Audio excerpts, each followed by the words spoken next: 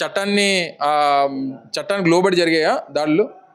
దాన్ని వారు అంగీకరిస్తూ ఉన్నారా? చట్టానికి ఒకవేళ నిజంగా అంబటి రాంబాబు గారు తప్పు మాట్లాడారు, కేసు పెట్టు, అరెస్ట్ చెయ్యి. నీకు ఆ హక్కు ఇచ్చింది, ఒక చట్టం హక్కు ఇచ్చింది అనుకున్నా, ఆ చట్ట ప్రకారం చెయ్యి. ఇంటి మీదకి వెళ్ళి కుటుంబ సభ్యుల మీద దాడి చేసి, ఇల్లుని దాడి చేసి, ఇంటికి నిప్పు పెట్టి వారిని చంపాలన్నటువంటి చట్టం ఏ చట్టం చెప్తుంది చెప్పమనండి పవన్ కళ్యాణ్ గారు. సో ఇవన్నీ కూడా దయచేసి మీరు సమర్థించుకునేటువంటి దానికి ఏదన్నా మాట్లాడతామంటే కుదరదు. ప్రజలన్నీ గమనిస్తారు. దాన్ని సమర్థిస్తామని చెప్పమనండి, ఎవరు సమర్థిస్తారు? ఈ ప్రజాస్వామ్యంలో ఈ ప్రజాస్వామ్యవాదులు ఎవరైతే ఉన్నారో రాంబాబు గారి ఇంటి మీద కానీ, రమేష్ గారి ఇంటి మీద కానీ జరిగినటువంటి దాన్ని మేము సమర్థిస్తున్నాం అన్నటువంటి వారిని ఒక్కరిని చెప్పమని తెలుగుదేశం ఈ కూటమి నాయకులు కాకుండా.